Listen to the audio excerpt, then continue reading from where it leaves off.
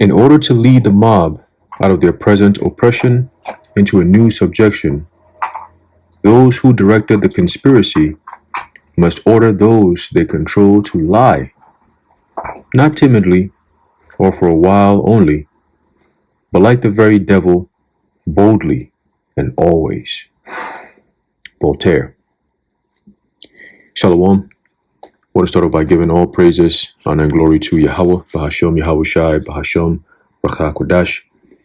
Double honors to our venerable apostles and elders of Great Millstone who rule well, and peace and blessings to the Lord's elect, the house of David. All right, so Brother Aharon coming back at you with a quick lesson, lowering to be edifying and uplifting unto the elect. All right, and I read a quote from Voltaire, and basically it lines up with the lesson I'm going into, and I titled this, "We're Seeing the Transition from Brave New World to 1984." And this is going to range from about 2010, 2011, all the way up to 2024, 2025. All right, and I have this book I'm going to go into, which pretty much highlights all the things that we've witnessed over the past couple of decades, okay, and how we got to this point, you know, here in America, Babylon the Great. A lot of things that I'm going to read, most of us pretty much understand and know and are aware of, but the majority of the people that are now waking up to this, they have no clue that this has actually been going on right in front of right underneath their noses. Okay, now before we go into that, I want to read this quick precept here in the book of 2nd Ezra, the 6th chapter, down to verse 7. All right, and this is very, very important because what we're seeing now is the transition. All right, just like we talked about transition from Brave New World to 1984, that transition is going to be a short but very painful transition, which is going to lead us into, all right, the return of our Lord Yahweh Shai HaMashiach. Okay, so there's a book of 2nd Ezra chapter 6 verse 7. It says, "Then answered I and said, what shall be the parting asunder of the times?" Right, meaning the dividing of times. What is going to be the separation, all right, of this old world and the new world? What are we going to see? What are the signs to tell that we're almost there, right? Or when shall be the end of the first, right? This present kingdom, this present world that we're living in, this present age, all right, and the beginning of it that followeth, okay, the kingdom of heaven, all right, just like Yahweh Shai said that this gospel of the kingdom shall be preached throughout the whole entire world, and then the end shall come, right? So that once you start seeing this truth being pushed out there, that's when you're going to start seeing the end time prophecies really take effect, as is written in the book of Habakkuk, the 2nd chapter. All right, going into though it tarry, wait for it, for it will surely come, it will not tarry. All right, those end time prophecies, especially the most painful parts of the prophecies, we're about to start seeing. Which I shouldn't even say we're about to start seeing, we're already seeing it. All right, it's really just going to intensify. All right, it says, "And he said unto me," going back to 2nd Ezra 6 and 8, "And he said unto me, from Abraham unto Isaac, when Jacob and Esau were born from him, Jacob's hand held first the heel of Esau." Right, so those two main characters in the whole entire story of the Bible, okay, is Jacob and Esau. All right, the two brothers that eventually became enemies. Right, and when you look at all the movies and shows and books and everything that you read, those two brothers, going all the way back to Cain and Abel, those two brothers are pretty much how you get the stories of the protagonist and the antagonist. All right, in this case, in the sense of biblical history and biblical prophecy, Esau is the antagonist, Jacob is the protagonist. Okay, the villain versus the good guy, so to speak. Okay, and you don't need to look any further than what you're seeing around the world today. All right, who's behind all the chaos and who's behind all the pain and the suffering? Who has all the control over the earth, as is written in Job 9:24? Okay, at least now people are waking up and piecing the dots together, right? It says, "For Esau is the end of the world, and Jacob is the beginning of it that followeth."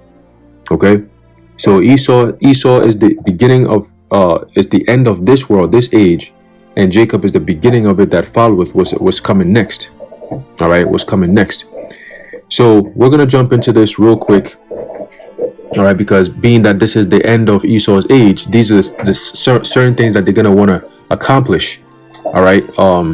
Of course, in fulfillment of the prophecy in Revelation 13, okay, about them fulfilling the mandatory implementation of the MOTB. This is how they're gonna, or at least plan to bring it about.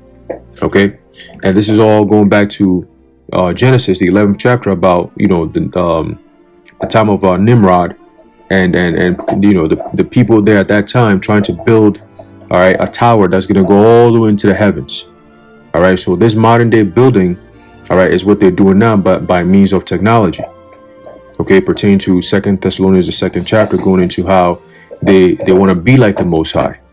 Okay, and how they're going to do that? Not by physical means, but by technological advancements. But they're not going to get there. So that's also done and over with. All right. So let's go into the reading. It says,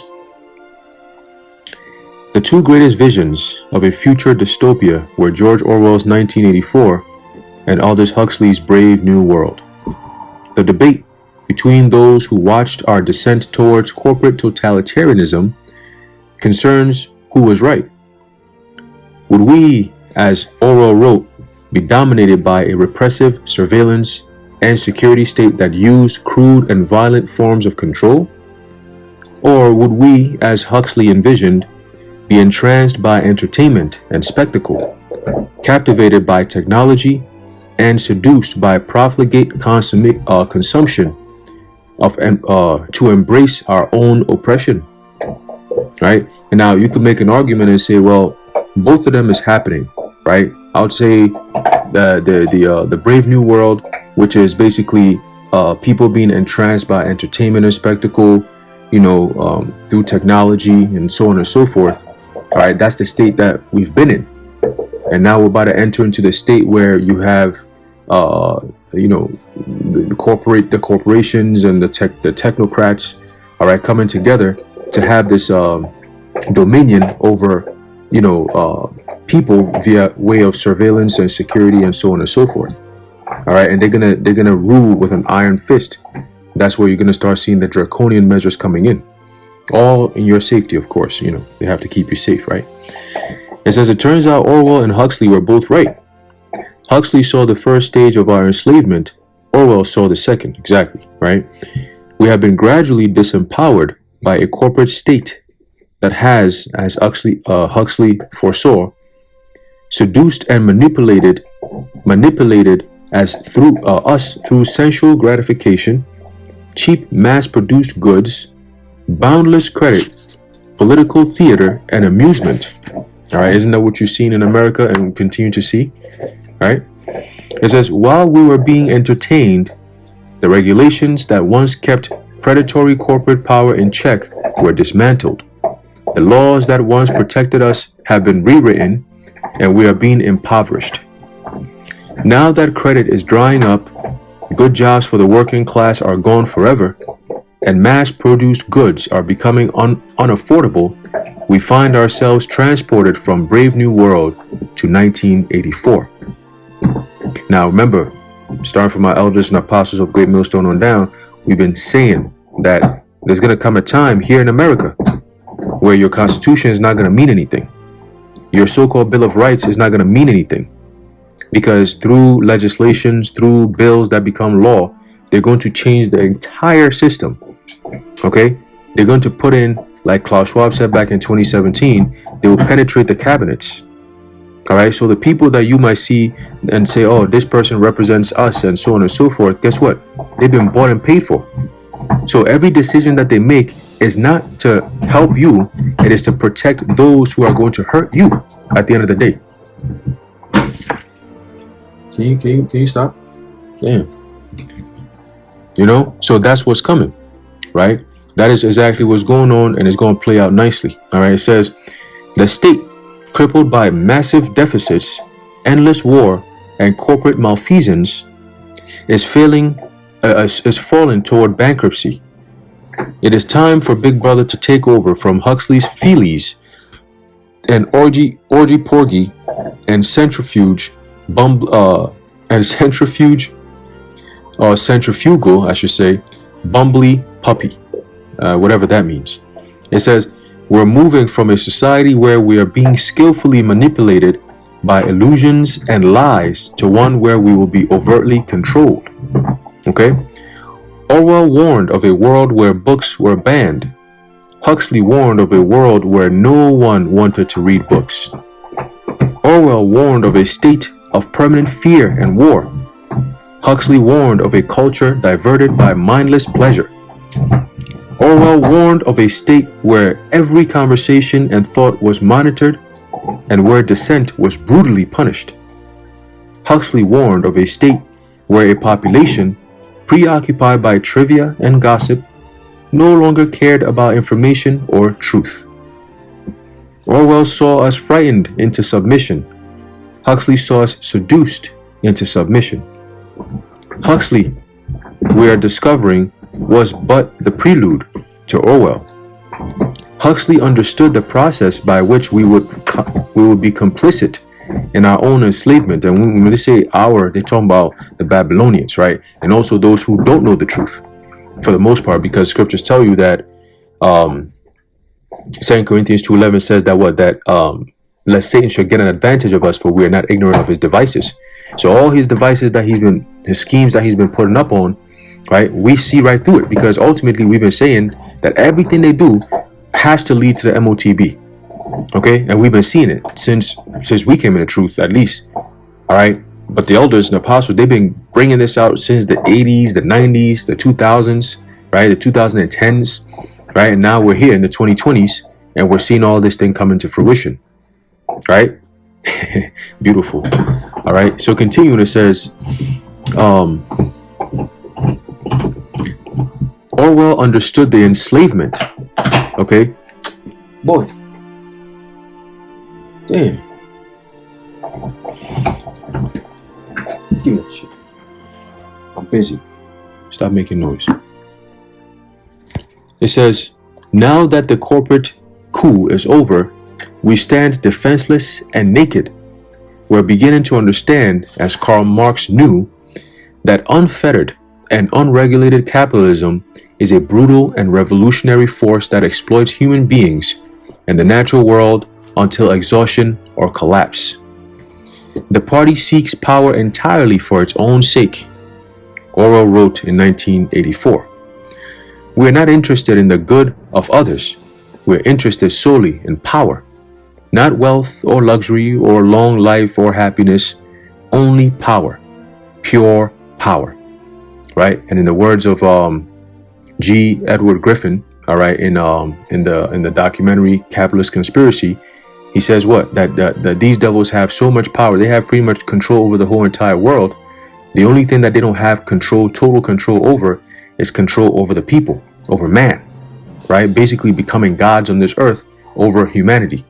Okay, and that's what he said. He said the only thing that's left is power, raw power. Okay, so that's when they want to ultimately put that C-hip, all right, underneath the skins of people, all right, with the caveat that, oh, if you don't have it, you can't buy or sell. That's going to be fulfilling the biblical prophecy right there. Okay, and they're working hard towards that goal. All right, remember, the book of Revelation is a guideline for these devils to fulfill that prophecy. All right, so don't think for one second that, oh, just because they're Satanists, they don't read the Bible. They know exactly what's in the Bible. Okay, if it wasn't so, they wouldn't be trying to ban it. All right, they wouldn't call what we're saying misinformation and disinformation, because we're bringing light to what they're doing through the scriptures. You see, and that's a problem for them. All right, so continuing, it says, what pure power means you will understand presently. We are different from all the oligarchies of the past in that we know what we are doing. All the others, even those who resembled ourselves, were cowards and hypocrites. The German Nazis and the Russian communists came very close to us in their methods, but they never had the courage to recognize their own motives. They pretended, perhaps they even believed, that they had seized power unwillingly and for a limited time, and that just round the corner there lay a paradise where human beings will be equal and free. We're not like that. We know that no one ever seizes power with the intention of relinquishing it. Power is not a means, it is an end. One does not establish dictatorship in order to safeguard a revolution. One makes the revolution in order to establish the dictatorship. The object of persecution is persecution. The object of torture is torture. The object of power is power. The political philosopher Sheldon Woolen uses the term inverted totalitarianism in his book Democracy Incorporated to describe our political system. He says it is a term that would make sense to Huxley. In inverted totalitarianism, the sophisticated technologies of corporate control, intimidation, and mass manipulation, which far surpasses those employed by previous totalitarian states, are effectively masked by the glitter, noise, and abundance of a consumer society. All right, and that speaks to America. All right, to the T. All right, as a matter of fact, let's get that in the book of Revelation, the 18th chapter. Let's see if we can get that real quick. All right, there's a book of Revelation, chapter 18, start off at verse 9. It says, "And the kings of the earth who have committed fornication and lived deliciously with her shall bewail her and lament for her when they shall see the smoke of her burning." Right? So when the missiles finally hit this place and the Lord destroys this place, as is written, in 1 hour, all right, this great city is going to be destroyed, right? These other nations around the world are going to witness this. All right, they're still going to be able to watch these things because remember, it's happening in real time. All right, why do you think Esau has the power to create technology to go into outer space and watch the earth like that? It's because they're going to be, the Lord is putting it in their mind so that the whole world could see that destruction when it finally takes place. Okay, Esau in his warped mind, he thinks, oh yeah, we're going to create this technology that's going to give us pretty much power to see everything that's going on around the world. But little did you know that it's just to watch your demise. The whole world is going to be able to watch Esau's demise when America gets completely destroyed. Okay, it says, standing afar off, Revelation 18 verse 10, standing afar off for the fear of her torment, saying, alas, alas, that great city Babylon, that mighty city, for in 1 hour is thy judgment come. See? And the merchants of the earth shall weep and mourn over her, for no man buyeth her merchandise any more. The merchandise of gold and silver and precious stones, and of pearls and fine linen, and purple and silk and scarlet, and all Thyine wood, and all manner vessels of ivory, and all manner vessels of most precious wood, and of brass and iron, and marble, and cinnamon, and odors, and ointments, and frankincense, and wine, and oil, and fine flour, and wheat, and beasts, and sheep, and horses, and chariots, and slaves, and souls of men. And the fruits that thy soul lusted after are departed from thee, and all things which were dainty and goodly are departed from thee, and thou shalt find them no more at all. Okay, so the things that are dainty and goodly is what we're talking about here, right? That America has become what is known as the overindulgence, okay, in what is known as consumerism, right? The overindulgence in consumerism. Americans, all they care about is consuming, and they ain't consuming anything good. It's all poisons and delicacies, right? When you go into that word, I believe dainty. Let me see if I could pull it up. There's a word. Let's see. It might be that one. There you go. The word dainty. All right. In the Greek is liparos, right? Liparos, and it says things which pertain to a sumptuous and delicate style of living. All right, and that's what America pushes. There's no such thing as hardship. It's always about living large. That's what they promote. All these celebrities, right? All these high level people, all they do is push this indulgence in vanity. You know what I mean? Like you got money. Like what are the three things they say? Money, bitches, and what? And riches. Well, that riches is with money, but money, bitches, and fame, or some shit like that. But that's the That's the theme of America, if you will, right? That's why it tells you in actually Revelation, the first Revelation 18, the top, right? Let's see if we can pull that up here. Right, Revelation chapter 18, verse 1 and 2. Start off at the top. It says, "And after these things I saw another angel come down from heaven, having great power, and the earth was lighted with his glory. And he cried mightily with a strong voice, saying, Babylon the great is fallen, and is become the habitation of devils, and the hold of every foul spirit, and a cage of every unclean and hateful bird." Okay? It says, "For all nations have drunk of the wine of the wrath of her fornication, and the kings of the earth have committed fornication with her, and the merchants of the earth are waxed rich through the abundance of her delicacies." Okay? When you go into that word delicacies, it says the Greek word strinos. It says excessive strength which longs to break forth, over strength, luxury, eager desire. Okay? So they'll do anything to get that luxury, that luxurious lifestyle. And it goes to the point where you got all this Diddy stuff going on. That's the end result of what they do to get that fame. Okay, and it's all coming out. The Lord is bringing all these things out. That all these wicked ass so-called celebrities, right? The Lord is bringing them all down because they didn't become celebrities the right way. All right, because there is no such thing as the right way to become a celebrity. In order to be on that type of level, there are certain sacrifices that you got to make. All right, and typically, it goes through your backside, if that makes sense. All right, so that's part of the ritual that they do. Okay, and it's all coming out. All right, so going back to the reading, it says political participation. Oh, so the point again was that what America is that land that pushes that glitter, abundance, that kind of thing. It's everything is all about luxury and that plush and lavish life, if you will. That's what made people in different countries look at America and say, oh, their streets are paved out of gold, and I want to go to America and make a name for myself. And if you can be in a tough situation, but once you go to America, you can make it. The American so-called dream. Oh man. It says political participation and civil liberties are gradually surrendered. The corporation state, hiding behind the smokescreen of the public relations industry, the entertainment industry, and the tawdry materialism of a consumer society, devours us from the inside out. It owes no allegiance to us or to the nation.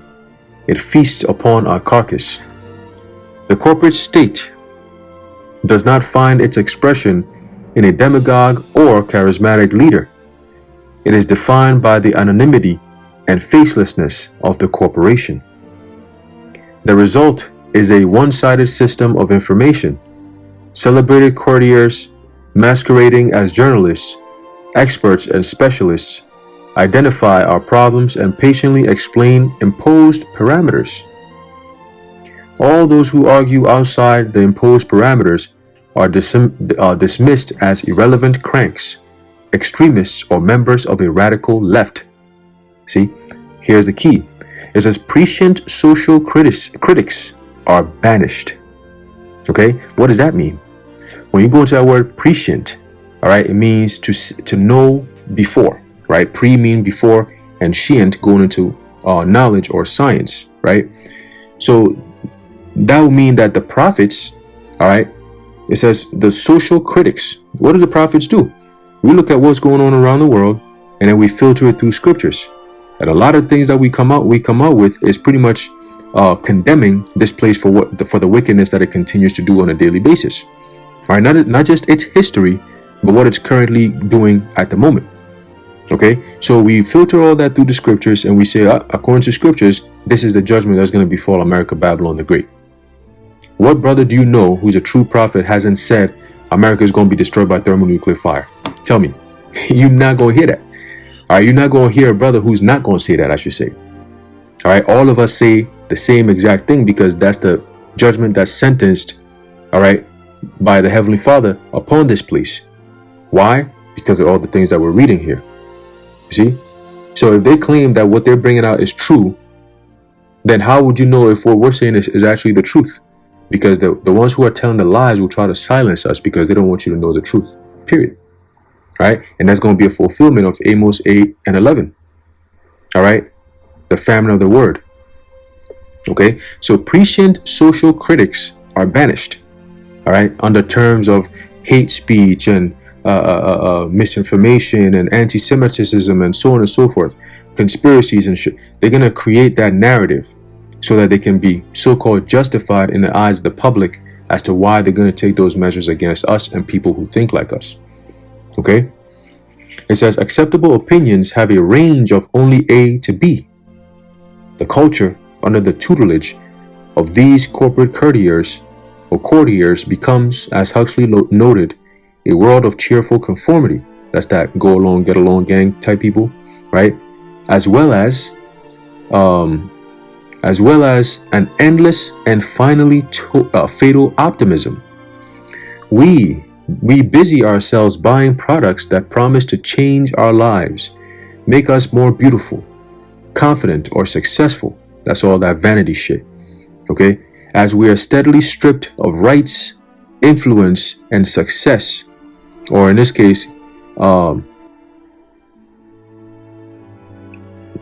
me bring that back. It says we busy ourselves buying products that promise to change our lives, make us more beautiful, confident, or successful, as we are steadily stripped of rights, influence, and money.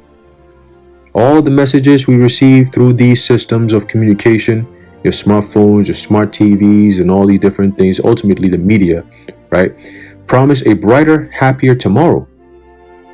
And this, as Woolen points out, is the quote, the same ideology that invites corporate executives to exaggerate profits and conceal losses, but always with a sunny face, end quote, right? So it's that this year, things weren't looking too good, but, the forecast shows that, we should be in the best case scenario in the next couple of months. The economy is the best it's ever been. Inflation went down by 2%. Well, motherfucker, inflation has been up 25% for the past 4 years. So what are you saying? 2%? What's 2% gonna do? Right? It's that kind of game that they play. They bump that shit all the way up and then they take a few off and they say, look, it went down. But it didn't go down to what it was before though. So what are we talking about? You see? And then people just keep on hoping for the next day. Oh, it's gonna get better tomorrow. It's gonna get better tomorrow. And every single day you wait, the worse it gets. Okay? And that's the trick. It says, quote, not a quote. It says, we have been entranced, as Woolen writes, by continuous technological advances that encourage elaborate fantasies of individual prowess, eternal youthfulness, beauty through surgery, actions measured in nanoseconds, a dream-laden culture of ever-expanding possibility and control, whose denizens are prone to fantasies because the vast majority have imagination but little scientific knowledge. See? And that's all they need. Okay? Why do you think they have the public food system? Right? Which is built in a sense to mimic that of a prison. All right, look at the school buses that they use. That's exactly what the prison inmates buses are used for, or are used or look like, right?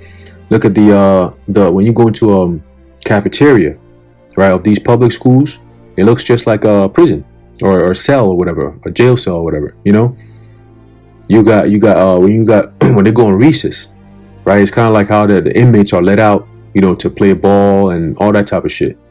But you're inside. You're not on the outside. You're inside of the premise. Okay? Your parents come in, they drop you off, and then they leave. And then in the evening, in the afternoon or whatever, they come in and they pick you up. So the children, you have to go in a single file line and so on and so forth. Everything is done in alphabetical order. You know what I'm saying? Like they're grooming children, all right, to be used to that type of conformity. Okay, that oppressive conformity, man. Just like they have in the penitentiary systems. Anyway, continuing, it says, It says our manufacturing base has been dismantled.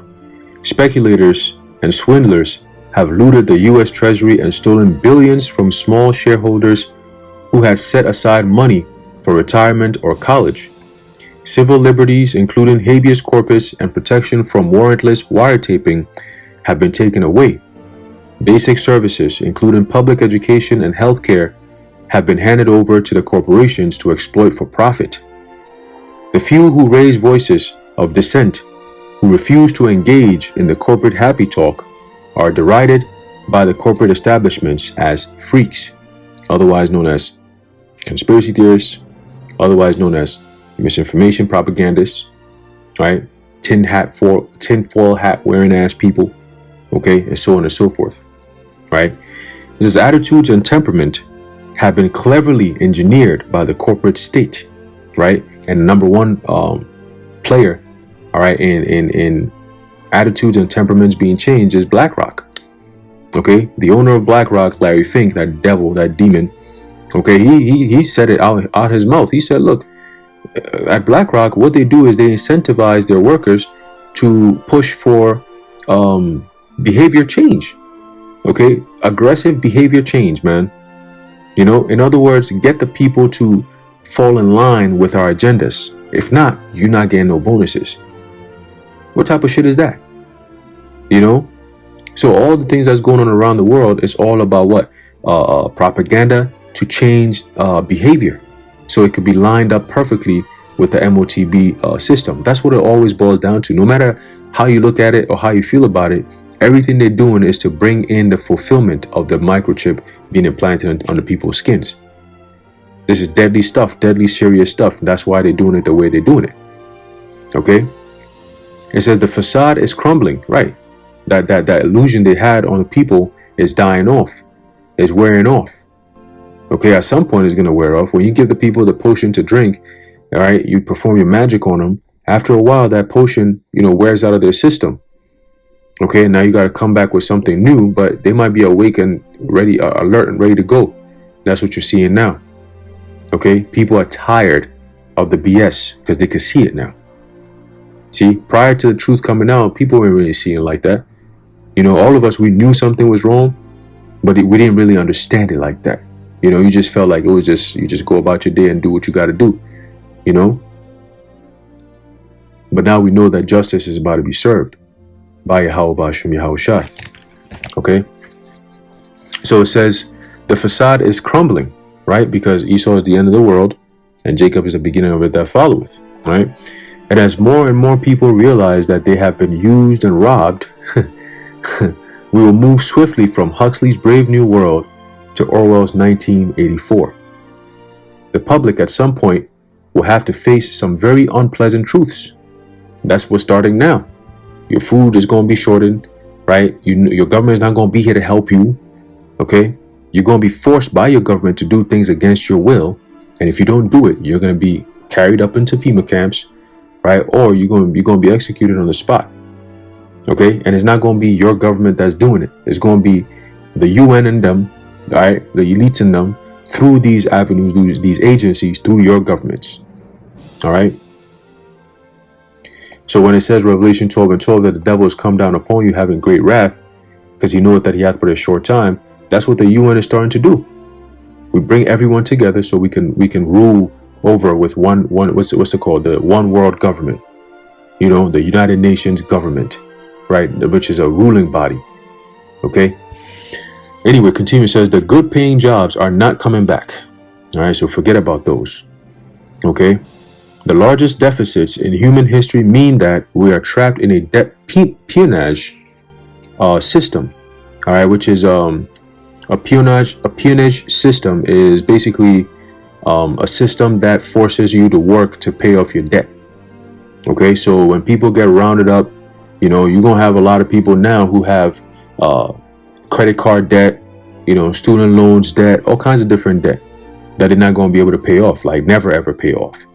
Not to mention the whole country's debt that they're saying is in the trillions of dollars.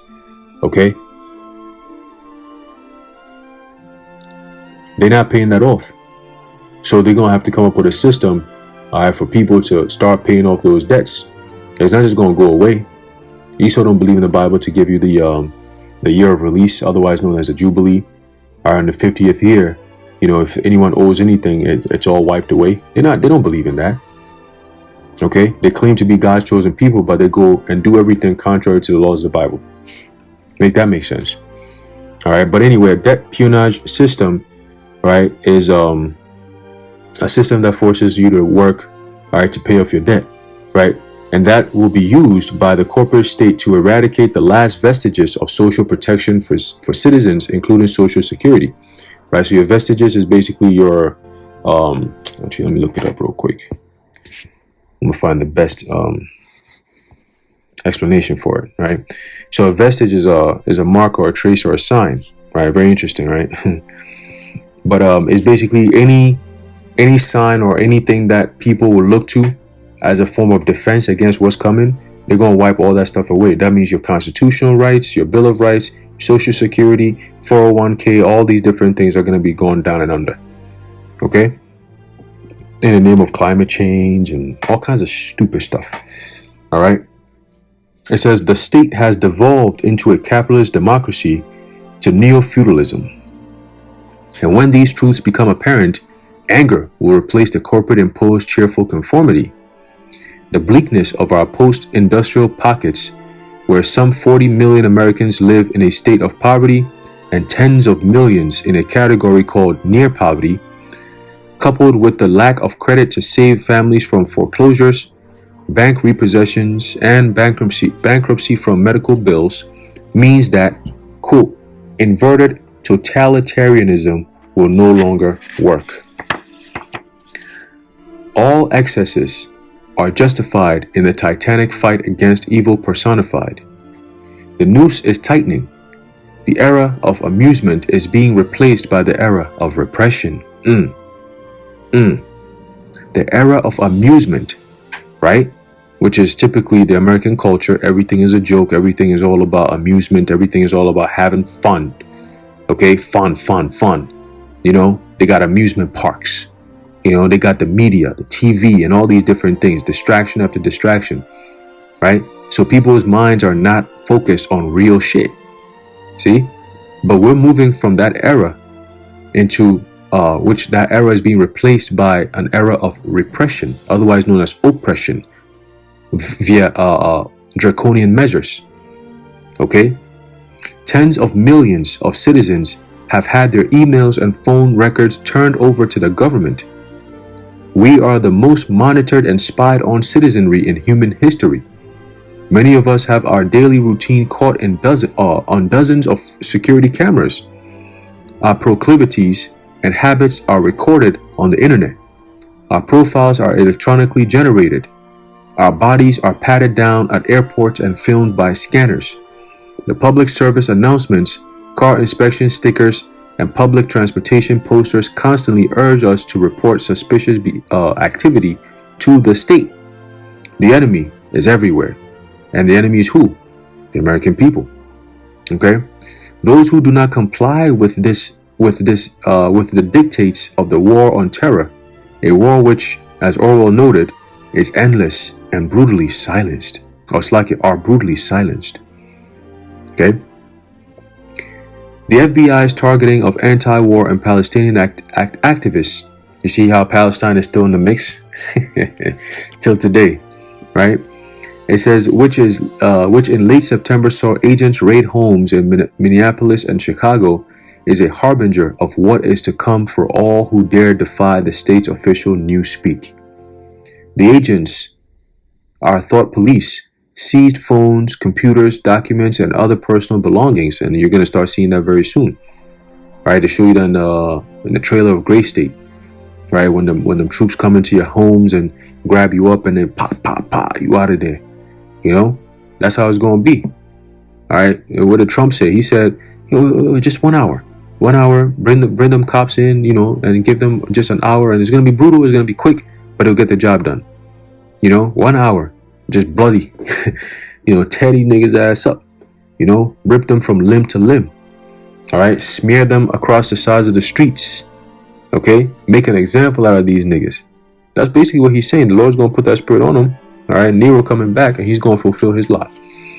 Okay, so you stupid ass niggas out there talking about Trump, niggas for Trump 2024.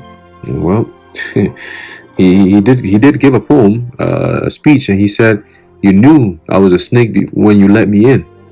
So, just keep that in mind. All right, that none of these people are for you, especially if you're an Israelite. Okay, it says the subpoenas to appear before a grand jury have since been served on 26 people.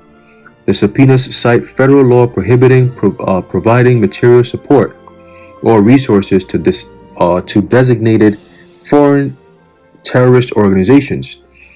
Terror, even for those who have nothing to do with terror, becomes the blunt instrument used by Big Brother to protect us from ourselves. See? Do you begin to see then what kind of world we are creating? Orwell wrote, "It is the exact opposite of the stupid hedonistic utopias that the old reformers imagined. A world of fear and treachery and torment. A world of trampling and being trampled upon. A world which will grow not less but more merciless as it refines itself." Okay? And that sounds very much like what we have in the book of Revelation, the 13th chapter. Let's see if we can pull that up. Okay? In the 14th verse on down. All right, it's the book of Revelation, chapter 13, verse 14. It says, "And deceiveth them that dwell on the earth by the means of those miracles which he had power to do in the sight of the beast." Right, the miracles is going into their ability to create supernatural things via technology. Okay, earlier today I actually saw a video where they were calling it bionic eyes, if I'm not mistaken, where they have these chips that are implanted in somebody's brain, and it gives somebody who's blind, and it gives them the ability to actually see again. See, so those are part of the miracles, because even the news anchor was saying, "Wow, this is a miracle." I said, "Oh shit, they're using the words from the scriptures." Okay, so Esau's attempt to be like the Most High, right? Because the Most High is the only one who we know who can give you sight, all right, as well as take your sight away from you, all right, both physically and spiritually. Okay, that's why I believe Yahushua mentioned it to the wicked scribes and Pharisees, right? That those who, let me see if I can get that real quick. I don't want to butcher it. They were arguing that, oh, we can see. What you mean by what you mean we can't see, and all this extra shit. Let's see if I pull this up real quick. Right, Matthew the 9th chapter. Let's see.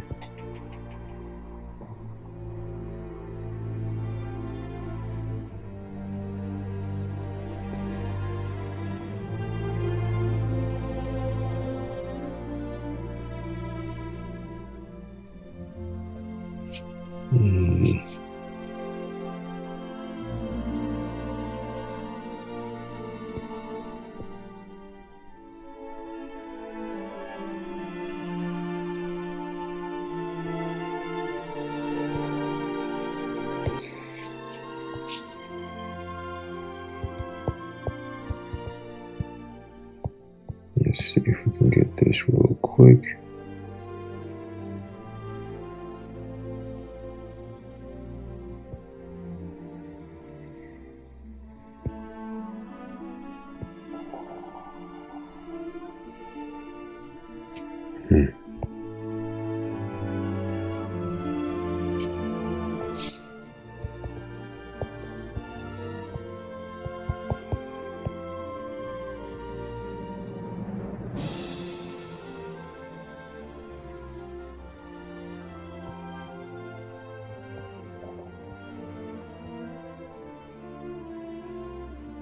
There you go.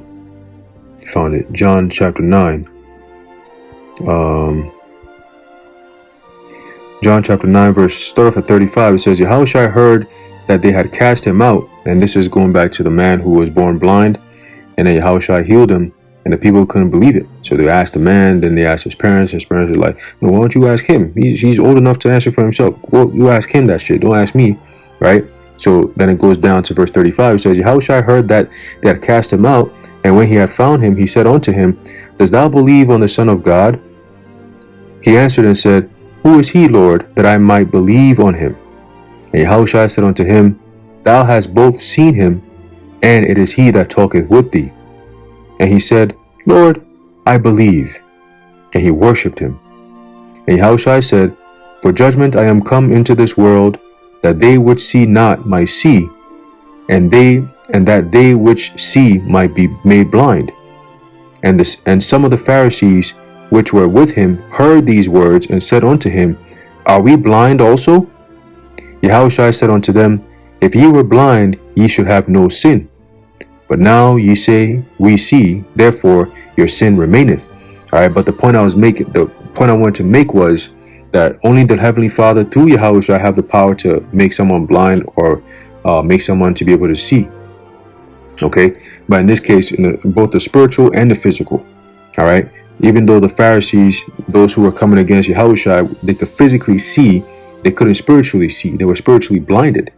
Okay, so that's the point I wanted to make. All right, and that's something that Esau is trying to do as well. All right, he's trying to put himself, all right, on a pedestal where he can use his technology to, create these so-called miracles. Okay, so going back to Revelation 13. All right, we're about to close it out. Going back to Revelation 13, verse 14, it says, And he deceiveth them that dwell upon the earth, or dwell on the earth, by means of those miracles which he had power to do in the sight of the beast. So again, they're bringing all this stuff in through deception, through illusions, through lies, okay, through hypocrisy, okay, through entertainment, through all these different things, distractions, okay, ultimately to get the people to what? To receive that MOTB, right? It says, saying to them that dwell on the earth that they should make an image to the beast which had the wound by a sword and did live. So referring to the first leg of the Roman Empire, okay, because it went down and it came back revitalized, re-envisioned as America, Babylon the Great. All right, when you go into DC, all right, it is modeled after Rome. All right, you look at it, you be like, oh shit, damn, it's just like Rome. Okay, Capitol Hill, Capitoline Hill, pretty much where the belly of the beast would be, so to speak. Right, the Pentagon is there, and so on and so forth. Okay, verse 15 says, And he had power to give life unto the image of the beast, and that the image of the beast should both speak, and cause that as many as would not worship the image of the beast should be killed. Okay, so those who will oppose, all right, like the book says, those who speak against this unjust behavior will be taken out brutally. Okay, so we're going to be standing up stiffly against this world and against what they're trying to push, and that's going to come with consequences, but ultimately it's to glorify Yahweh Bashem Yahushua anyway. Okay, because even if we die, we're going to be risen back up again anyway, so we're good. Okay, and we believe that. That's why we're still in this thing doing what we're doing. Okay, so continuing, it says, and there's a great reward that comes with this. All right, as we read in 2 Ezra 6 and 9, all right, for Esau is the end of the world, and Jacob is the beginning of it that followeth. So the kingdom of heaven is coming. It's coming for the elect first. All right, continuing, it says, verse 16, and he causeth all, both small and great, rich and poor, free and bond, to receive a mark in their right hand or in their foreheads. And they're doing that all through deception. Okay, all through means of deception. Okay, and then soon it's going to be by means of what? Of force.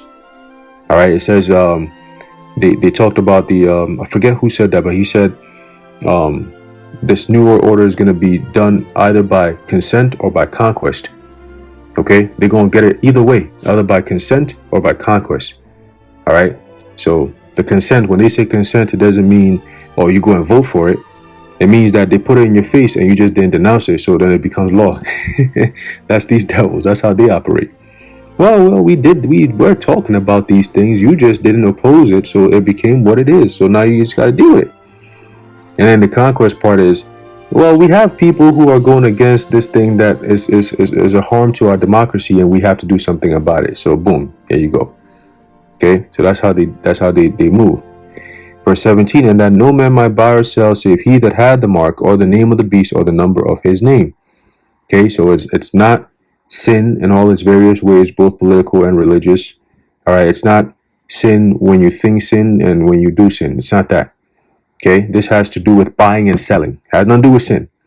Okay, so when the time comes when you don't have the ability to actually use your debit cards, your credit cards, your phones, and all these different things to make any purchases. I'm talking about real life.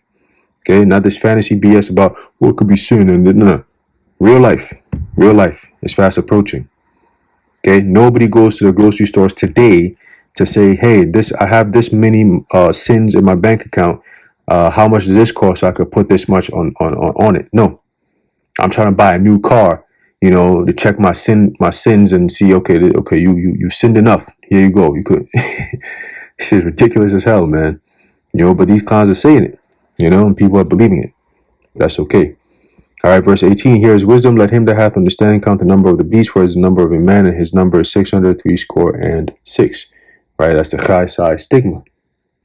Okay, so yeah, man, just wanted to bring that out real quick. Hopefully you got something out of it. But again, it's all highlighting the times that we're in. Okay, it's highlighting the times that we're in. So we're definitely in some beautiful times. As a matter of fact, let's close it out with that. All right, keep your eyes on the prize. Okay, keep your eyes on the prize. All right, it's the book of Romans chapter 13 and verse 11. It says, and that knowing the time, that now it is high time to awake out of sleep, for now is our salvation nearer than when we believed. Right, so all these things happening. You got the war going on in the Middle East right now, which is going to escalate very soon into something nuclear.